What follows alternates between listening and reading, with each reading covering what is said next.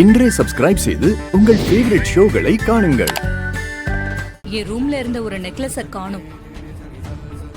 நகை காணாம போறதுக்கு கொஞ்ச நேரத்துக்கு முன்னாடி இந்த பொண்ணு கூல்ட்ரிங்க்ஸை ரூம்க்கு எடுத்துட்டு வந்தா.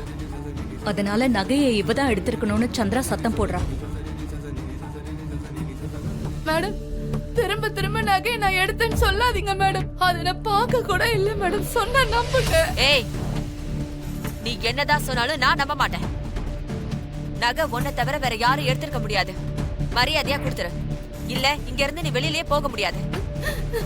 ஏங்க, அந்த பொண்ணு தான் எடுத்தாங்கன்னு உங்களுக்கு தெரியுமா? அக்கா ரூமுக்கு கடைசியா வந்தது இவதான். இவ வந்துட்டு போனதுக்கு அப்புறம் தான் நகையை காணோம். அப்ப இவ தானே திருடி இருக்கணும். ஏங்க, கண்ணுல பார்க்காம அவங்க மேல பழி போறது தப்பு இல்லையா? இவ்வளவு பேர் முன்னாடி நிக்க வச்சு அசிங்கப்படுத்துறீங்க. அவங்களுக்கு எவ்வளவு அவமானமா இருக்கும். எப்பா டிரைவர் மாப்ள, என்ன இருந்தாலும் நீ ஒரு வேலைக்காரன் தானே.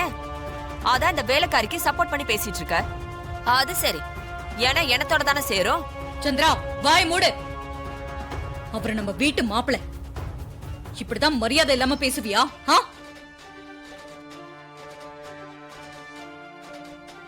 இதுவே வேற யாராவது பேசியிருந்தா நாக்க இழுத்து வச்சு அறுத்திருப்பேன். தங்கச்சியா போனதுனால விட்டு வைக்கிறேன். மேடம், நான் ஒன்னு சொன்ன தப்பா எடுத்துக்க மாட்டீங்களே? சொல்லு. மேடம், நான் கூல் ட்ரிங்க்ஸ் கொடுக்க வந்தப்போ நீங்க ட்ரெஸ் மாத்த போறதா சொன்னீங்கல்ல.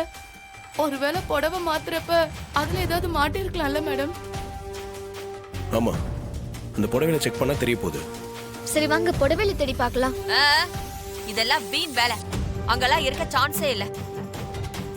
சித்தி, தேடி பாக்குறதுல என்ன ஆயிடு போகுது? நகை கிடைச்சா ஒரு பிரச்சனை சால்வ் ஆகிடும்ல. சரி வாங்க போய் பார்க்கலாம்.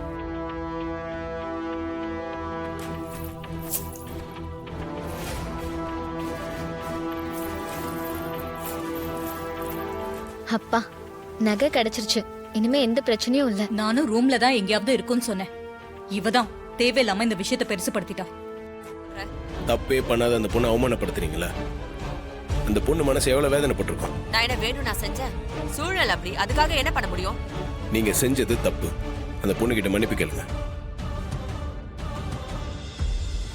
என்னது? நான் இவகிட்ட மன்னிப்பு கேட்கணுமா? ஒரு வேலைக்காரி கிட்ட நான் மன்னிப்பு கேட்கணுமா? யாரா இருந்தா என்னங்க, அசிங்கமோ அவமானமோ எல்லாருக்கும் ஒண்ணுதான். அவங்க பாவம், மன்னிப்பு கேளுங்க. சந்திரா, மாப்பிள்ள சொல்றது சரிதான். நீ இன்னைக்கு இந்த பொண்ணை கொஞ்சம் ஓவரா தான் பேசிட்ட. அதுக்கு நீ மன்னிப்பு கேட்டுதான் ஆகணும். என்ன மன்னிச்சிரு. தெரியாம உன் மேல பழிய போட்டேன். தப்புதான். மன்னிச்சிரு. பரவாயில்ல மேடம், நான் தப்பு செய்யலன்னு உங்களுக்கு தெரிஞ்சதுல அதுவே எனக்கு போதும். தேங்க்ஸ்ண்ணே. இத்தனை பேருக்கு மத்தியில என் மனசுல இருக்க வேதனையை புரிஞ்சுக்கிட்டு நீங்க பேசுனீங்க. மனசார சப்போர்ட் பண்ணீங்க. பரவாயில்லங்க. நீங்க இல்லனா திருடிங்கிற பழியோட தான் நான் வெளியே போயிருப்பேன். என் மானம் மரியாதை எல்லாம் போயிருக்கும். நீங்க இருந்ததால என் பக்கம் எந்த தப்பும் இல்லைன்னு புரிய வச்சிட்டீங்க. இத நான் என்னைக்கும் மறக்க மாட்டேனே. உங்க பக்கம் நியாயம் இருந்துச்சு, அதான் உங்களை காப்பாத்திருக்கு. சரி, நீங்க உங்க வேலையை கண்டினியூ பண்ணுங்க. சரிங்கண்ணே, தேங்க்ஸ். இனிமே நடக்க வேண்டியதை பாப்போம் வாங்க.